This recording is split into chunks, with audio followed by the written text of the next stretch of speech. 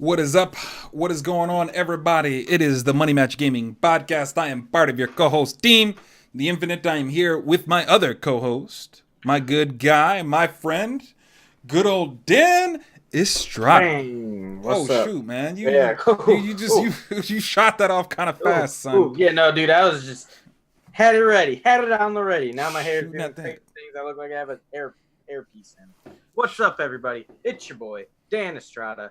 I'm here with Lance the Infinite, and we are here with the Money Match Gaming Talk Show Podcast Extravaganza Spectacular, baby. And today we are talking a movie that came out in 2018, I believe, and it's called Sorry to Bother You. Now, Sorry to Bother You is directed and written by Boots Riley. This is his first feature. He is a more well-known musician. And this movie stars a lot of people. There's Lakeith Stanfield, who's the main character. You got Tessa Thompson, Terry Crews, Armie Hammer, Stephen Yeun, Danny Glover, Patton Oswalt, David Cross are pretty much the majority of names in this movie. But that's a lot of names. You want to do the honors? Of course. So let me give you guys a little description of the movie. Okay, so here we go. I'm ready, I'm going, and here we go. Sorry to bother you. In an alternate reality of the present day Oakland, California, telemarketer Cassius Green finds himself in a... Dude, I don't even know what that is. Macabre? Yep. Macabre universe after he discovers a magical key that leads to material glory. As Green's career begins to take off, his friends and coworkers organize a protest against the corporate oppression. Cassius soon falls under the spell of Steve Lift, a cocaine-snorting CEO who offers him a salary beyond his wildest dreams. And boom. Yeah, and things ensue. Now, let me start before I give my thoughts on the movie, because I think it's my turn to go first this week. I just want to start by saying this is going to be pretty spoiler heavy, I am guessing, and this is a movie I would suggest going in without any spoilers. Honestly, the less you know about this movie, the better. So if you did want to watch this movie, I would recommend not listening to this, coming back next week or whenever you watch the movie. It's on Hulu. Watch on your own pace. Come back, watch this, or watch the movie. Come back to us, and then hear us talk about it. But if you don't care, whatever. Or if you've seen the movie, even better, join us. But yeah, I definitely would recommend not spoiling stuff for yourself about this movie, because I think the not knowing what's going to happen part towards the end is important. What makes it as good as it is, you know? I like how you kept it under wraps. Lance, I think you should see this movie. No particular reason. No, none at all. You know, it's just interesting. It's a good movie, and then it takes like a completely wild turn at the end. Where I was like, "Whoa, where did this come from?" Right. It is like what happened here. Like Smurf was talking about it the other day when I told him I watched it, and I was like getting ready for the podcast and stuff like that. And he's like, "Yeah, you know, I was watching it with my girlfriend, and we're sitting there and we're watching it, and I realized she's starting to fall asleep." And she's like, "It's not because it's a bad movie. She just falls asleep during movies. It's just something that we do." And, you know, probably 10 minutes after she falls asleep in the movie, it goes off the rails. He's like, yeah. You know, and before we get to it, because I actually don't even want to spoil it at this point. You know, It's obviously when he's talking to Steve Lift and he's walking out going to the bathroom. And he's like, as soon as it happened, I pressed pause and I was like, yeah, we're going to have to pick this up later. I was like, I don't know what's going on. I remember I saw it in theaters with my buddy, and after the movie, he was like, you know, I liked that movie for most of it. But at the end, he was like, I loved that movie. That was ridiculous, and I loved every moment of it. And I was like, yeah, it was pretty fun. It's so weird. But, like, a lot of these movies... You know, it's your turn. Nope, can't do that because I'll derail into like a long rant about the general opening. And okay, well, my very quick opinions on the movie before, and then you can go in on your thing because I don't have a whole lot to say. I liked it. It's a good movie. It does a lot of things right. It's enjoyable throughout, and it catches you way off guard. Like the twist, I would not have been able to guess that twist from as far like you could have told me that twist, and I'd be like, you're a fucking idiot. There's no way that's the direction this movie takes, especially while you're watching it. That you do not think it's going into where it ends up going. Especially after you catch like what the movie's actually about, you know. So when you were originally telling me like, oh, it's socially conscious and there's like a lot of cool elements to it, and then it's like you watch the movie. Like I was watching it, and then like, you know, it's kind of like an open space, and I live with roommates and stuff like that, and they're walking by and they like just pause and look at the movie. I'm like, yep, you're seeing it. That's correct. It's happening. Yep, I know. It looks weird. Trust me, it's weird. So, you know, it's kind of like sitting there kind of doing that. But in general, you know, this movie, it has a really deep social commentary. And like, I wasn't expecting it to be that dense, you know? Because it's like, you know, one showing. There's a lot of things. It's not enough, you know? There's like still things that I'm like talking with my wife, because my wife actually watched it with me this time. Yay! Right. You know, and, you know, like she actually helped me understand one part of the movie. Because, you know, amongst popular belief, I think Detroit was the most interesting character of the movie. The girlfriend, right? Yeah. Like, she hurts my brain. She, like, really, really hurts my brain. And, you know, like, there's a bunch of reasons why I think she's interesting. And we'll kind of get into it and stuff like that. But overall, like you said, very enjoyable. You know, I mean, like, but it's a lot to chew on. It's a lot to sit on. It's so hard to even grasp everything that they talk about in the movie, and there's still things that I just don't get. And like, I'm gonna shoot it at you, and hopefully you can be like, "Oh, this is what I took from it." I could do my best, right? Because like, it's just a lot, you know. And it's like you really don't know how to think and feel, and you just walk away from the movie, and you're like, "Oh God, what did I just watch?" And you're like, "Yeah, great, awesome movie." And just like a lot of the things that it did when I researched this movie, you know, everybody's kind of like, it's hit or miss, and it's hit or miss for good reasons. You know, some people just don't like that kind of thing, but like, if you just respect art, like, this is a hit, you know. It's like, it's a good movie, but like, you can definitely see why some people wouldn't like it though. So oh yeah, for sure. Like, most people who I recommend this movie to are people that when they see the twist, they'll find it. Like, I would never tell my mom to watch this movie, because like, the twist would completely throw her out of it. She would be like, "What is this? Why did you tell me to watch this?" We're done here. But yeah, exactly. But like, you know, a lot of people, I know when I watch the twist, I'm like, all right, some people will get a kick out of this. Like, some people will enjoy this movie. And then there's a lot of people who are just like consciously thinking, like, you know, who are into the late, you know, unionizing and stuff like that, with a lot of similar ideals to the characters in this movie that I figured that they would resonate with. So they would enjoy the movie. So I recommended it to them. But this is a movie that I really liked, but I didn't find, like, there's only a few people I know who actually saw it. So I'm glad we can talk about it today, because I've been caged in for so long. The only person I've ever talked to this movie about was my brother and like the people who I saw it with. Right. So, I mean, I want you to take the lead a little bit, you know, because like, you know, like, only because I really want to know what you think. And so it's like, you know, you can start us off with your first pro, man, and what you enjoyed about the movie. I mean, the first pro I have about this movie is that it's super creative and completely original. In a time where we see a lot of reboots, remasters, remakes, reimaginings, sequels, it's always fresh to get a new perspective on things. And that's why this movie is like succeeds so well, and movies like Us and Get Out succeed so well, is because they're a completely new take that we have not seen in the medium before. Like, we have, I mean, I'm sure there's people who've talked about these issues in movies, but not like this, you know, which is what makes it so different and enjoyable and unique. And like, I can tell you straight up, I've never seen a movie quite like this movie. Like, I left the theater feeling that, and I still feel that now. It is completely original. It is, you think you know where it's going, and you just don't. You don't. There's no way to tell that that's the direction it goes in until it finally happens, and you're like, what? And that's, I think it's a really nice thing to see every now and again. Like, and don't get me wrong, like, I'm a big fan of the sequels, of the remasters, of the reimaginings, of the reboots, of all that. I like a lot of that. Like, I am going to see Avengers this weekend.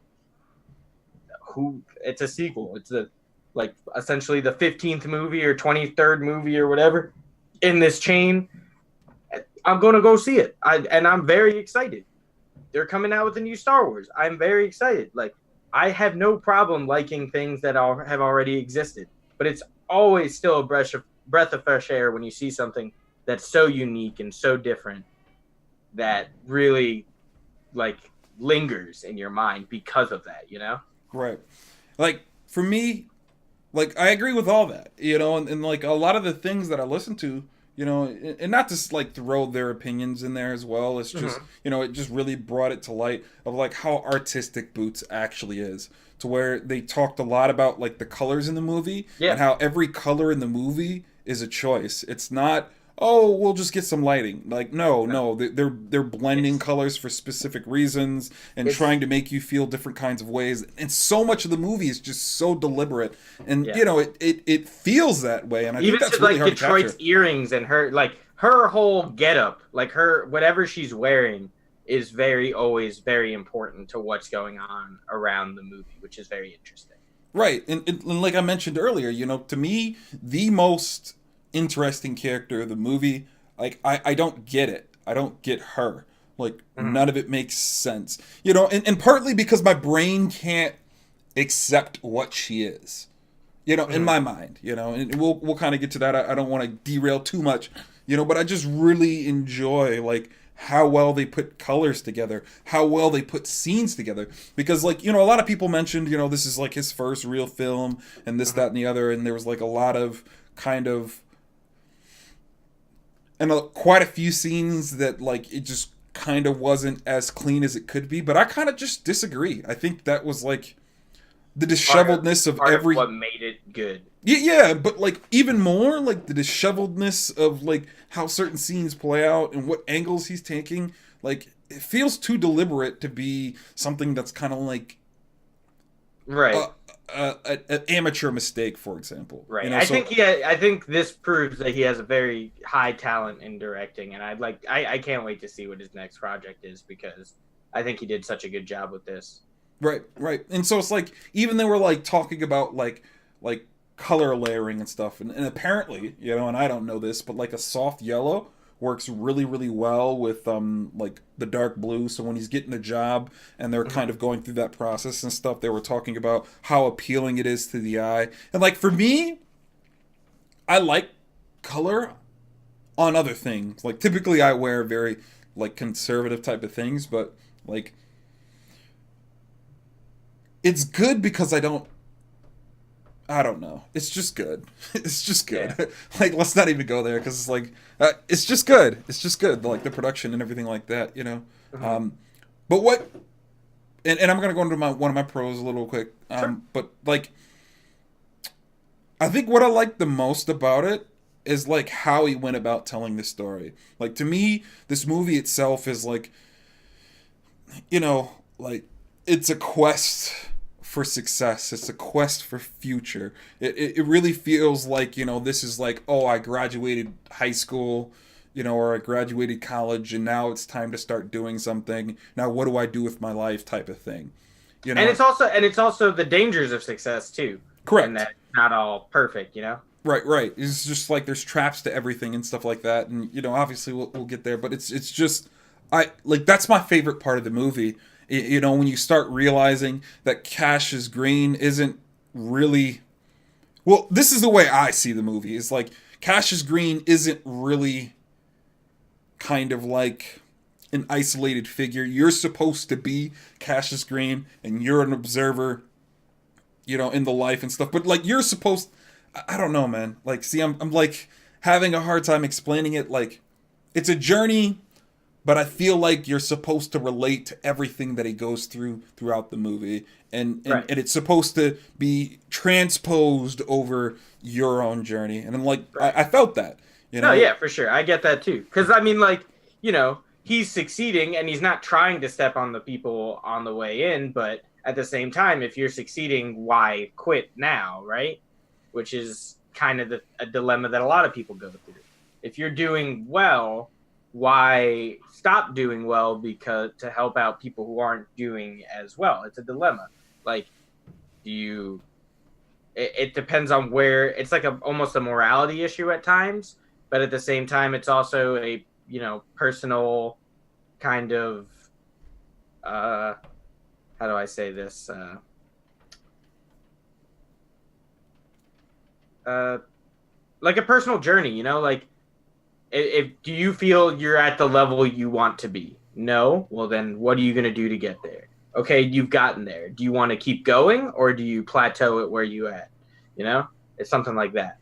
Well, to me, and maybe this comes from a little of the things I listen to. They talk about like his original goals, which would be to fulfill his obligations to his family. Then the second one would be to kind of fulfill his own needs. So, making sure that he can live in this garage peacefully and that he can have a few nice things and so on and so forth. And then the other one was to please his girlfriend, Detroit, and then the final thing, which is why I think most people keep going, is like validation of self, So like the reason he had such a hard time quitting is because he felt good about the rewards. He felt valued. Yeah, about his life, about what he's accomplishing, and he was rewarded for it. And that's like really the thing is like a lot of people do really, really good work, but they're never rewarded for it. And I feel like that's like the ultimate trap, because like once you start, it's really hard to stop because you like the validation of your own being, and that was like a really, really interesting takeaway from some of the other people that I've listened to. They didn't quite word it that way because obviously I'm me and they're them, but like that's why I felt like he couldn't quit. He just was seeking validation of his own soul, his own being, and he enjoyed winning, and that's a trap in its own right, Yeah. So, yeah. Another pro that I have here, it's a good political satire. Not necessarily like there's no president or whatever, but a lot of political issues, whether it be the wage gap or unionization, or whether it be that we're pretty much blindly giving up control to the government, which is what like the whole worry-free kind of thing is. We're like, yeah, we'll take care of everything. Don't worry. You just have to essentially be a slave. But we'll give you a house. Not really a house, but we'll give you a cot to sleep in and stuff like that. So kind of it's almost like a wake up sheeple kind of thing without straight up being like that. But it is like that, where a lot of people just kind of mindlessly go through their day and just do their thing to get through it all, which was interesting. Like the whole worry-free business was very strange to me, especially like, at the end when everything leaks out and they actually go up, because it shows that people don't care about like the people at the top. All they care about is making those profits. So if they feel they can still make profits off the back of these people and or other things, equestrians, we'll call them now, they're going to buy into that. So at the end, even when when the whole sinister plot is revealed, like they got positive reception for it.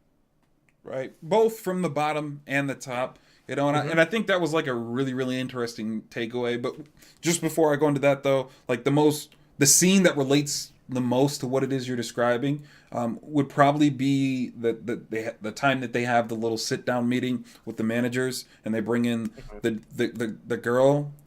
The only thing I remember about her name is her last name was Debauchery, but she was like, no, it's said this way. You know what I'm talking about? Yeah.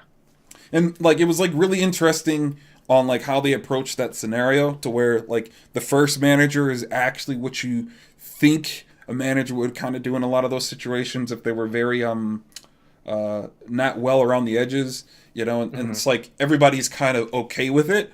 But then like the more sinister part and the disarming part is when, Debauchery comes down and she's like, oh, this isn't about any of that other crap that guy was talking about. Like, I know you guys think of me as a manager and stuff, but you guys really should be thinking me as like, a brother or a sister and those types of things. We're family, and we take we take care of one another, this, that, and the other. And the first thing Cassius says is, does that mean we get paid more?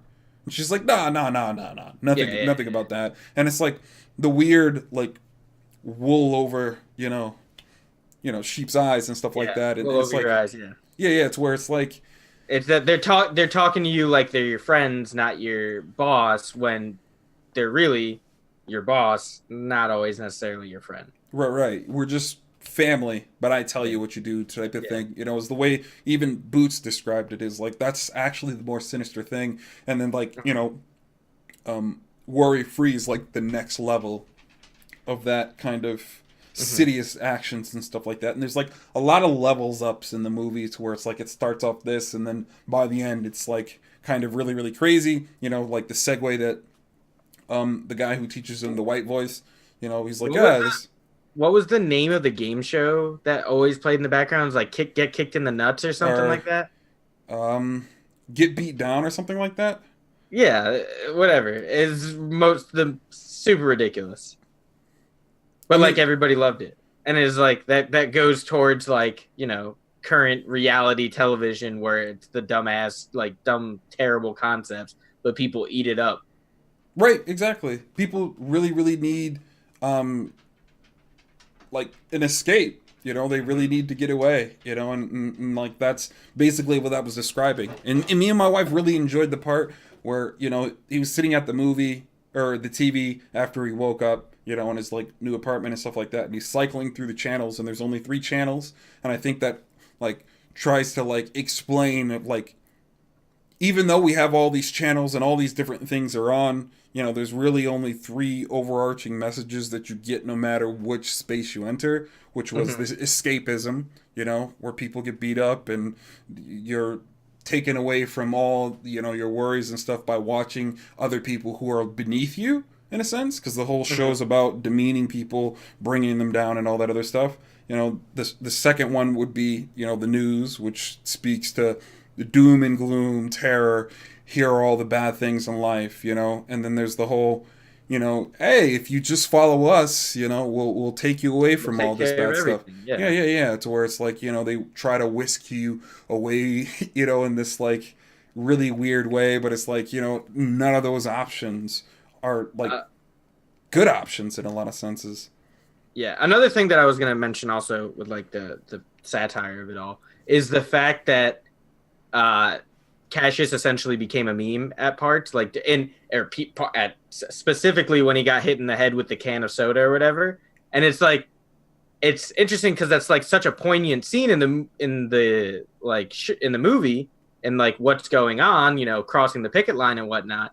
But then it distracts everybody by just becoming a meme, which is really something that happens today a lot, where something terrible might happen, and then hours later it becomes a meme, and it stops feeling so terrible. It like desensitizes you to the terribleness of what may have occurred, Right. There's that, and then, just like, according to him himself, because I did watch one of his interviews, he said that was specifically to explain, how anything can be monetized in this system. And then how some of the worst things about, late term capitalism kind of manifests itself. So you're taking somebody who like is originally good, but then kind of finds it out, by taking advantage of the attention she gets, for the specific deed that she committed. And then it doesn't necessarily take away from it, but it does say a lot that like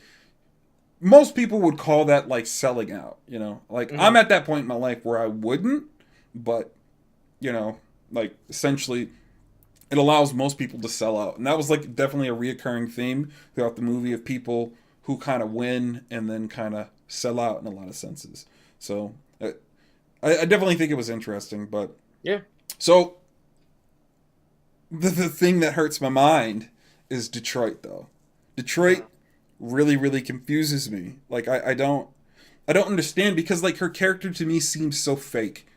Like she's supposed to be like the moral high ground in a lot of situations. She's supposed to be the one that has most of our stuff together, but I like that just doesn't feel real to me. Like there's something about it that just throws me off, and like the earrings, for example, like they mean something, but like I can't figure out what they mean, because like half the time, like, you know, it seems like it's like politically just and yeah, we're gonna fight power, you know, and then, you know, the very last group of earrings she's wearing are dicks, you know, black dicks, you know, and I'm kind of like, I'm so confused, like what is that about? Like, did that make any sense to you? Like, I didn't quite think about it at the time, or even like when I rewatched it.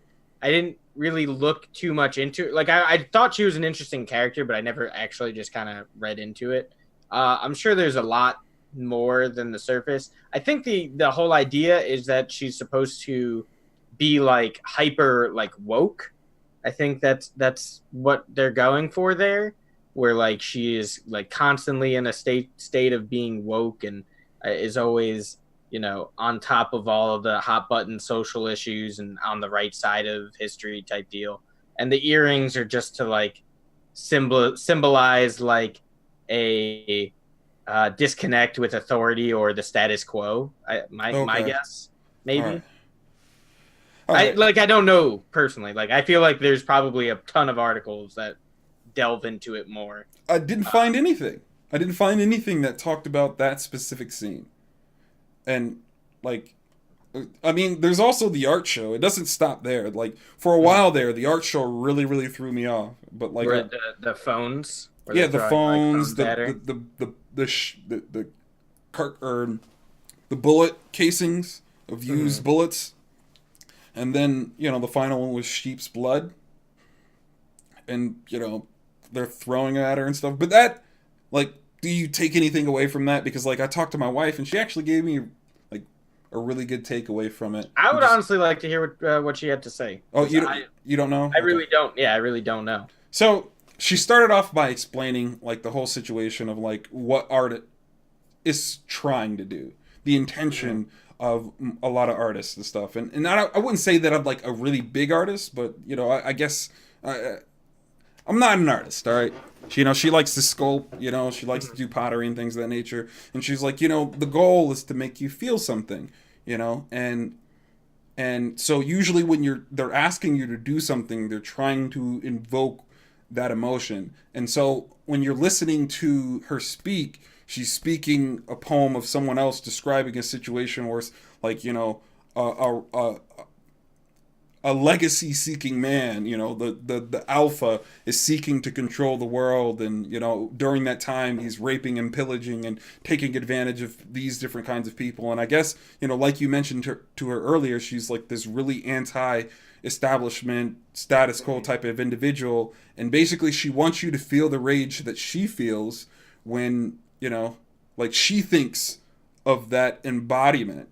So she's speaking as the status quo, as the power, as the alpha, you know, and she wants you to feel the anger she feels. And each piece that gets thrown at her represents, you know, an element of what pisses her off. So this status quo symbol, you know, this power symbol is standing there in front and, you know, causes a lot of, you know, the bullets that are shot in poor places, you know, over stuff that they use to make money off of. Yeah. So whether that be, you know, like gangs selling drugs and stuff, there's obviously some big pharma somehow, some way entangled in that. There's just no way that something so huge in the black market and all these different things don't have some of the most major interest in like the whole system to not be a part of that. Like there's just no way, realistically, you know. And then you know, like there's the cell phones, which are being made most likely through slave labor, you know, like everybody knows, like cell phones are made in China and all these different, you know, disenfranchised places that take advantage of their workers, you know. And so it's like this is taken from those people and it's used to abuse these people so we can have these kind of weird different kinds of luxuries, you know. And then, you know, like, and I think that specific part where she gets hit with the cell phone, you know, it's like really, really jarring scene. Like I was really disturbed, you know, but like she gets hit by the phone because like the phone's like a really subtle thing to where it's like such a important part of our daily lives, yet if that statement's true, that it's made with slave labor and things of that nature, then, you know, it's like you're participating in something that it's just jarringly bad for society, you know. And then there's the last one, which is sheep's blood. You know, innocent people die at the hands of all this bad that you cause in the name of your glory, legacy, and power, you know. And so, like, that's kind of what I think it's about. And it made sense, you know, when she, like, mentioned the whole embodiment of emotions and stuff and what it is she's trying to make you feel. And I guess it makes sense there. It's just so damn disturbing. And, like, I guess it's okay in a lot of senses. Because, like, the whole movie's that way. The movie's absurd in itself to make you think, you know. And I've always thought that after I read a book called The Year of the Flood, you know, like, it's so much easier to accept something or accept information when they desensitize you towards what it is you're thinking about. Because if you're like, hey, cell phones are made with child labor, and you go, okay, where's the proof? And they don't show you anything. You're kind of like, oh, okay. You know, and then, you know, they don't give you any answers, any solutions, or any of that other stuff. You know, it's really easy to just justify your way out of that situation. Like, yeah, you're a crazy dude, stop talking to me. Versus, you know, hey, I got some pictures I want to show you. And you go, okay, cool, let's see what they're about. You know, and you see all these kids, like, starving and dying and stuff like that. And they go, hey, these are the kids that made your cell phone, brother. And then you're kind of like, oh, God, like, that's terrible. Yeah, right. And so... yeah, I mean, I agree with that take. I think that's a good idea, and I also agree that the absurdness of everything is to desensitize it. Like, you could just straight up give put out a documentary and make it really serious and talk about all these issues, but this makes it not. I don't want to say like enjoyable to grasp, but it makes it easier, I would say, to well, I don't know. It's kind of because a lot of it is very ambiguous as well, but it's more enjoyable to grasp. That's the best way of putting it. It's if you're gonna learn about these things, it's easier to learn about it in a setting around comedy than it is to just straight up have someone beat it down your throat. Right, and as Smurf says, you know, that's why. They cover people's faces during executions to dehumanize and decentralize, you know, how you feel about what's actually happening. Right. I kind of wish they wouldn't during kinds of executions and stuff. And I kind of wish that the families that want the executions were the ones that got to do it. Except I don't want it to be drugs or any of that other stuff. I want them to set up, like, a gun turret. And, like, all they do is, like, pull the trigger and they watch the dude turn to pulp, basically. But, like... And I know that's, like, a really unpopular opinion, and I know you're like, oh, God, like, why are you thinking that? But because I think people should understand what they're asking, you know? And so this movie, for me, really explains, you know, some of the issues with, like, a bad faith argument. And, you know, I learned a little bit about that after watching this movie. I always thought bad faith were just people who knew the truth but told lies. In reality, this movie has a lot to do with identity and how it can affect the way you approach situations. So, like, the thing about Cassius Green, like, the whole time he knows it's wrong. He knows he shouldn't sell out in order to change all his financial situations. Like, he knows. He was always one of the smarter people in the movie itself, you know? And he's, like, in this situation... And, you know, he slowly starts to do all these good things for his family, which allows him to go, no, this is the right path. This is what I need to be doing, you know. And then you're suddenly in this position to where you're arguing with your girlfriend, and she's like this super advocate, like, hey, you're doing wrong, and I can't be with you because you're doing wrong. And he's like, well, what are you talking about? Look at all the things that I have. Look at all the good things I was capable of doing for my family. Like, we're not starving anymore. I did this for you. We're in this together, and I have all these nice things for you, you know. And so, you know, and just because you mentioned it, it's also a play on words, because his name itself, if you read it slow, it's Cash is Green. Yeah. You know, so it's like, you know, it's a lot of different things, you know. It's like really, like, the movie itself is just really damn deep. It's so damn dense, you know, but like, I don't know, man. Like, you just start listening and you're kind of like, damn, like, what do you do? Like, what are you supposed to do? Because even the ending of the movie, you're kind of like, did he win? Did he lose? Yeah, it's a little, yeah. I mean, it's a little bit of both because I don't know because he seemed happy at the end, but then there's the very end where he was like, "Oh, wait a minute, now I'm a horse." Right. Yeah, I brought it up. People turn into horses in this movie. That's the big twist. Yeah. So but there's a lot more to it than that. So I'm glossing over it, but yeah, that is one thing that is the wild thing that happens towards the end of the movie because and like I said, it's really unforeseeable. You don't see that coming. Like not at no point when he was at the house and then he snorted the cocaine that wasn't really cocaine did I see that the worry-free was turning people into horses to make them better workers. That's bizarre too. Like, why do you think he chose that? Like, I don't think that was just shock value. Like some of the things that I mentioned was like, black people are kind of treated that way. We watched Get Out, and they were like, oh, with your kind of body, you could be a beast, kind of different types of things. And that how it was supposed to mix those two things. And, as like horses they're hung, they're like huge, and like that's a very stereotypical thing towards black people. But like none of the horses were black. And like, I was kind of curious, like why we don't know that artistic choice. We don't necessarily know what race they were before they were turned into horses. We just know that now they are horses. Horses are all kind of like, most of them were brown, but that's just because it's kind of the color of horses typically. But I think it was just kind of to like workhorse. Like I thought it was a playoff of like being a workhorse. So someone who's a workhorse is someone who is, constantly bettering themselves or constantly doing something for the betterment of those around him in the work field, whether it be, an athlete who's a workhorse is someone who's constantly trying to put the team on their back, or someone who works in like a factory type setting who's a workhorse is like always on the ball with everything they do and making sure that everybody around them is doing that. And they're constantly working. So, that and horses are considered a very, very strong animal. So that is something that obviously that you would want if you were running a business where essentially you give people money to, you don't even give them money. You house them and feed them gobbledygook. And in turn, they work and do everything for you.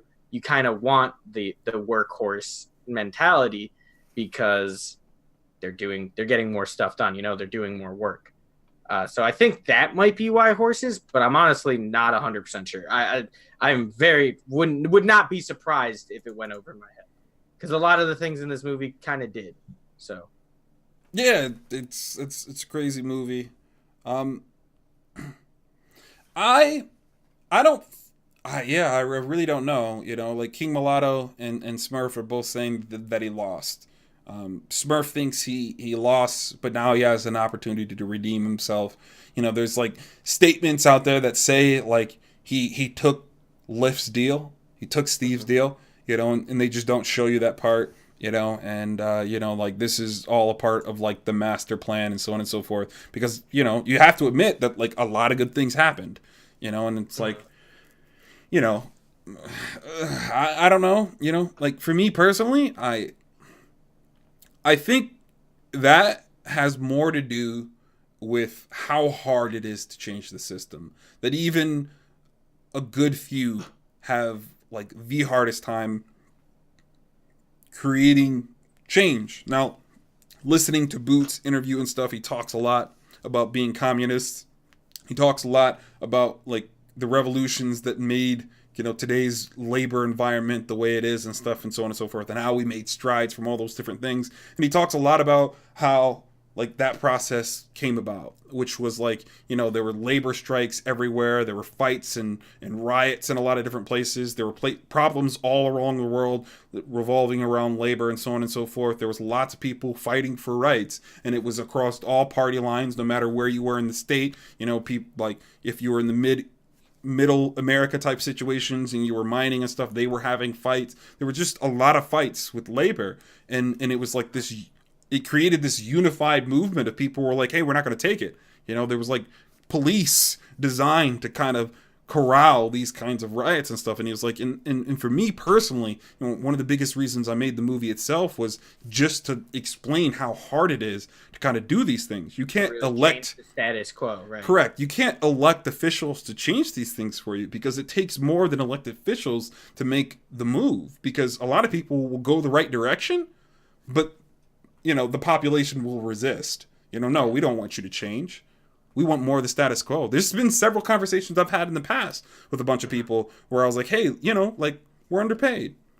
And if we wanted the world to be a better place, then, we should get equitable pay. And maybe some money problems that everybody has go away. And they were like, nah. They're going to take it all. And that's just the way it is. I'm like, you guys understand that you're arguing for your own demise. Like, that doesn't make any sense. Even if that's our reality, like, it's our job to change, Like, it's just, it's just something that's hard to change. It's difficult. Right. And as Smurf says, it happens in our own community to where we're like, hey, we want to host these, events, and we want to provide ways for you guys to make money, and people are like, nah, fake news, bruh. It's like so hard to just... Right, it's like, it's so hard to like just like change that, like, just people don't want to believe you, and in a lot of situations, rightfully so, because a lot of people don't have your best interests at heart. That's true. And you never, I mean, how are you to trust people that you don't actually know? That's the thing. Same, this goes for like any politician too. Like, yeah, they seem good, they put on a good facade, but that's all a part about being a politician, is to look the part, to sound the part, to, there's people who maintain that behind the scenes to make sure that you come off looking best. I mean, that's not always the case. We have certain politicians who maybe don't sound the best or talk the best or anything, and they're still fairly successful, but that's just kind of the game that's played, and it's hard to trust. It's hard to know who to trust and where to put any faith into, because at any given moment it could change, Right. So I have one final pro, and sure. Like, you gotta, I'm gonna ask you a question. Like, I just need you to answer it, So it's like, personally, I'm not sure if I believe in the white voice. In my research and stuff while preparing for this, I guess an academic term for it is called code switching. And it's definitely something that I do. Being black, being, kind of just, that's pretty much it. Being black, you're forced to do it. You can't... Yeah. There are levels of blackness, and each time you go into a space, no different than us talking about Get Out. You adjust your tone. You adjust. But I think everybody, for the most part, does that. However, it is more common, I would say, like the black people having the white voice. Just from my experience, just because, I mean, I just look white, so they're just like, assume they're like, this is just a white guy. Right. Whereas, I don't know, like, black people don't necessarily look white, so they have to talk a certain way, or their vernacular will scare people off. I don't understand that, but that is just, I've definitely seen it happen. Like, I've seen the white voice in action. I actually had a conversation about this with a few people like a couple weeks ago, where I was talking to three people, and they were just like, yeah, like, I'm really lucky that I was born with the name I have, because in job interviews, it really helps me out. They don't realize that I'm black until I get there. So I usually at least get that first interview. If my name was, blah, blah, blah, and they just kind of like rattled off different like stereotypical names, like, Detroit, I would never be able to get into the door. I was like, damn, that's like fucked up, but I could totally see that being a true thing. So, but to finish the question real quick, it's like, so like you just said, I don't necessarily believe in that. And like, because like you kind of said, like I just think that it's just innate to people, and I think it's necessary when you're operating in different groups, because I'll act different around different friends, and a lot Mhm. of times it has nothing to do with race. Like it's just Mhm. like, hey, Comfort level. well, like it's not even comfort level, to be honest. It's just like me playing around what I know people like, so I Mhm. don't mind being myself, but like not all my friends like anime, so it's like you Mhm. can't talk anime with people who don't talk anime. Just like a Yeah. lot of my friends won't talk sports to me because, like typically I don't watch them. So Mhm. it's like one of those things to where it's like I just I don't I don't I just don't know where that limit is. Like I definitely know it exists. I definitely know there's some race elements. I see you guys mentioning that there. Like, yeah, it does happen in some Yeah. situations, especially in professional environments. I totally get that. It's just I don't know, because it's portrayed as a bad thing, and it's like I don't know if it's negative, or where that line actually lies. And like I'm just curious what you kind of think that where that line is, like, Um, I is, mean, I what guess. what do you mean? Like as far as a negative and positive line, Yeah, or yeah, like where where where does it's where where's where it code comes switching bad? cold switching? I don't know if it's necessarily bad though. I don't like depending on who you're with, who you're around, your comfort level, your knowledge of them, your professional setting versus personal setting. People use different tones. That's just common. I don't think like I do it too. Like when I'm talking to someone on the phone for work, it's very different from when I'm talking to like a friend on the phone. Or the way I acted in a previous office where I was not very comfortable with my coworkers was a lot more conservative, whereas in my current office, I do Fortnite dances whenever something good happens because I don't really care enough. Like I'm cool with the people that I work with, where I'm like, this is all for shits and gigs. So, so it's uh, yes. So it's really just yeah. See, and Smurf Yeah. grabs butts when he's comfortable. It's I don't know. I don't see it being a real issue, but I definitely think it's something that people do, like 100% something that people do, that they talk in different tones depending on who they're talking to, and having to use certain voices to get across certain ways. And like, I totally see that too with like a telemarketer job, whereas people will be more open to listen to the telemarketer if they're speaking, a dialect that they understand, or if they're speaking like if they have a heavy Indian accent and someone's calling you, you're quick to being like, this is a telemarketer. Like it's bad, but it's true. Like because I personally I don't have a lot of Indian people calling my phone unless they're telemarketers. That's just what's happened. Maybe it's just the fact that I didn't meet a lot of Indian people or whatever growing up, but so when I hear like when I get a call and they're like, "Hello, this," I'm not gonna do the accent right now. That'll be super messed up. So I'm not gonna do that. They're like, "Hello, this is Microsoft," in like an Indian accent. I'm like, "You're not Microsoft. Come on, I know what this is." So, but if they had that, like, they said the same thing in like, I don't know, like a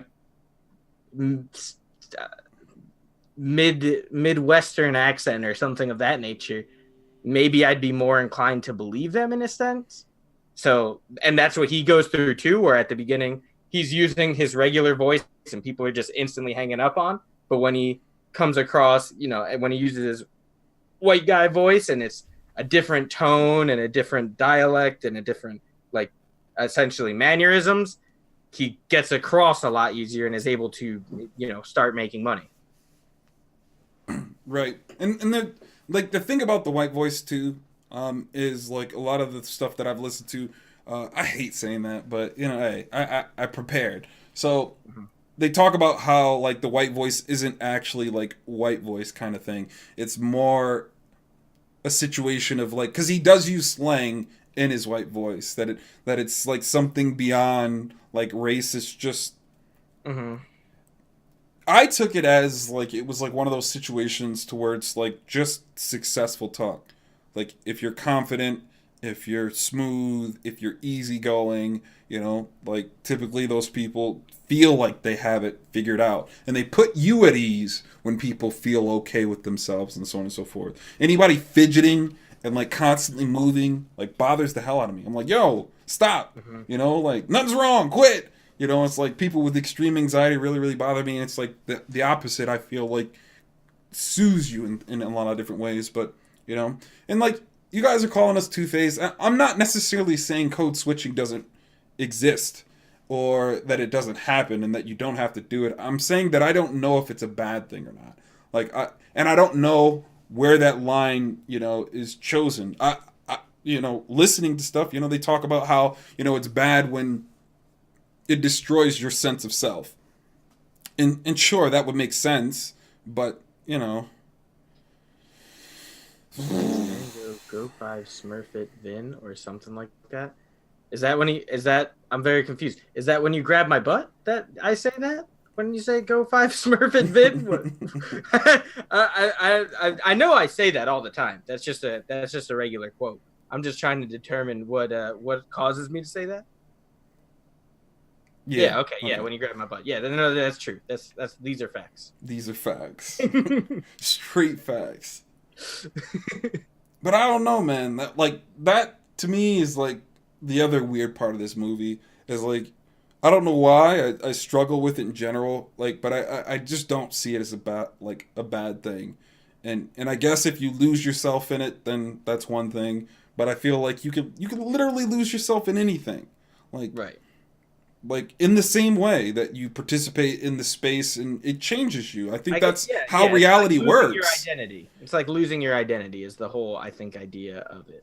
I mean, the only time that I think it's bad is when you lose good morals. But like, what's good morals? It's like, then you get into philosophy and like, I don't know if you've ever listened to any debates or conversations about philosophy. Like it'll hurt your brain.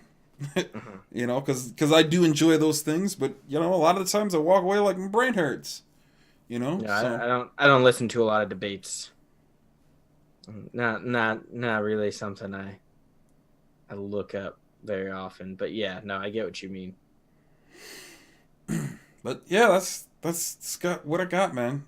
Yeah, I mean, do you have anything on the con side? I didn't have anything really. I don't have anything negative to say about this movie outside of it's very jarring, and obviously people are gonna. Some people will react to it better than others. Correct, and it's like there's so many situations to where I'm like, Mom, it has meaning, and my mom will be like, I don't care if it has meaning.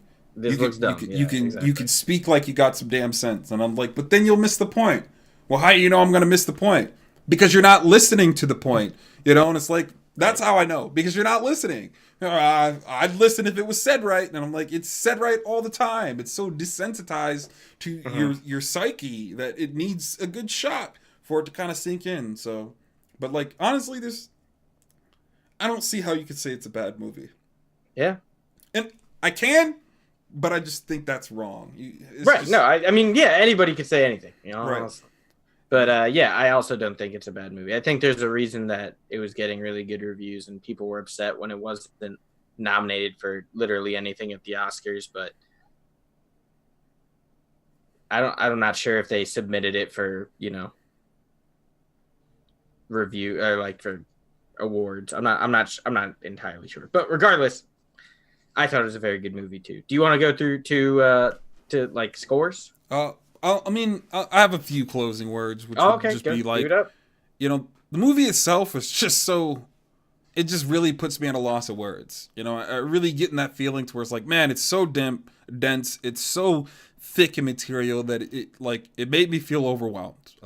I literally got done, I was like, God, gosh damn, man, like, wow.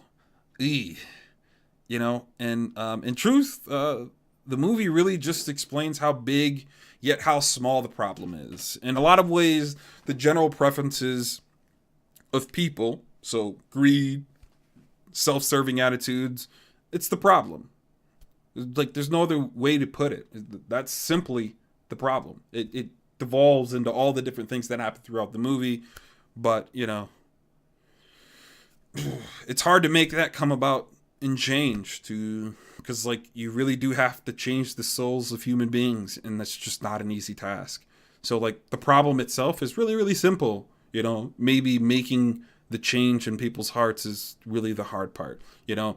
And like, you know, I don't know if you're watching, Dave, but you're one of those guys, man, to where it's like, you're a good dude at heart, but there's like so many things that you say and do that I'm like, dude, that's terrible, man. Shots fired, it's man. Terrible, bro. And it's like, we have this long tug of war to where we'll sit down, we'll talk, and he'll be like, that don't make no damn sense. And then it'll come back like a year and a half later, and you know what? You're right. You're right. You're right this whole damn time, you know? I just didn't want to say it. But I'm finally at that place that I can say, yeah, you're right, brother. You're right. And it's like, I love you, Dave, man. I love you, the D, but gosh damn, man. Like, gosh damn. And there's others, you know, I won't throw their names into the bus. Only Dave goes under this bus. Only Dave we goes drive under right this over bus. him. Yeah. Dave gets rode on because he's just done so many preposterous things in the past. Like one of the first things that I've ever encountered was he eats with his mac and cheese. He drinks milk. In what world does that make any damn sense? I don't know. People like milk. I don't. How would you see that like as like egregious? It's egregious because it started this way. Hey, Lance, he's having an argument with somebody I don't know about. He goes, hey, Lance, what do you drink with your mac and cheese? I was like, I'm eating mac and cheese right now. And he's like, oh, yeah, I see that. And I'm like, so what do you drink? And I'm like, well, look right there, dude. Like, I'm drinking something. You're drinking pop? You've made a terrible mistake. And I'm like, what are you talking about? Like, what else would you eat with mac and cheese? And he goes, milk. And I'm go, bro, that's disgusting, bro. Like, I don't know if it's disgusting. I think it's weird, but like, whatever. People like milk, I guess. I like milk, but like, I'm not. You can't tell me that you walk up to a refrigerator while you're holding mac and cheese. If I saw a refrigerator with just mac and cheese, I would walk away. I don't like American cheese melted at all. I think it's disgusting. I'm sorry. Yeah, I'm a big fan of mozzarella cheese. Throw that on pretty much anything, and I'll eat it. But I don't. I'm not a mac and cheese guy. Okay, all right. I'll take that and stream it now. Sorry, I'm a very picky eater. So like, don't take it like personally if I don't like any foods. I because I don't like a lot of food. So if we did an episode on that, it would just be like, Dan, do you like this? And I'd probably be like, no, and everybody would be like, oh my god. It's a little absurd, but I agree with Smurf right there. It's not that I'm thirsty. The dish is crazy cheesy. Yo, hand me that milk though. Like, it's not something you do. It's just you know, overkill on the milk. It's for someone who's really, really lactose tolerant. They're just like, give me all that milk. It's weird, all right? It's weird. It's not sure. I guess you don't. It's like you might as well. I think people drinking milk anytime that's not like 9 a.m. is weird. Drinking milk at any other part of the day and you're not a tiny baby, to me, is a little weird. I would drink. I eat a lot of sweets with milk, so I definitely eat milk or drink milk with those kinds of treats. I'm just saying. So like cookies, I will definitely dunk.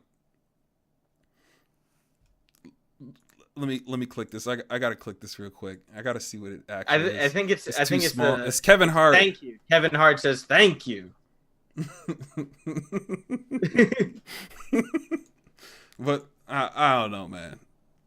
And so that's ultimately kind of where I feel is like, you know, like it's a really simple problem, but it's just hard to change people's hearts, man. It's just hard to change. You know, it's like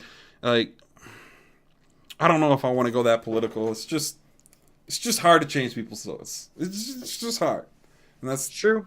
That's kind of where I guess. Is it my turn to rate first, or is it your turn? I don't remember. I don't even know. Does it matter? You can. It doesn't matter. I'd give this movie a 9. For a big reason that I gave like Us like not like the greatest score in the world is it's so dense and it's so thick that and it's very, very ambiguous. it is, but it isn't. This one is no. I mean, Us is not this one. This one is a little bit more upfront about the point it's trying to make than Us. There are some ambiguous things, but Us, like, I felt like I didn't even really know what happened in the movie until I watched it later, or like watched people talk about it on YouTube, like the hour and a half afterwards. Like I essentially watched two movies, watching Us itself, and then watched people talk about Us was the second. Yeah. Us was one of those like super like, yeah, you don't know what you're talking about. Right. It's like even after you watch those videos, you're like, yeah, I don't know entirely. Yeah. But I guess it's better than what I got, so we'll have to ride with it. And so I give this movie a 9. It's a really, really good movie. The only reason I can't give it a 10 is the same reasons. It doesn't leave you with the answers, although it is a very complicated issue. So, like, I get it, but I want my problem solved, man. So it's like you just gotta give a satisfying ending, Right. So it's a little dark, it's like, I want to feel a little good and feel like we're making progress, not doom and gloom, and we're all going to starve to death because people are too greedy. Sometimes it's doom and gloom and we're all going to starve to death. You just got to get to the point. You got to let people know. So it's not a surprise when it happens.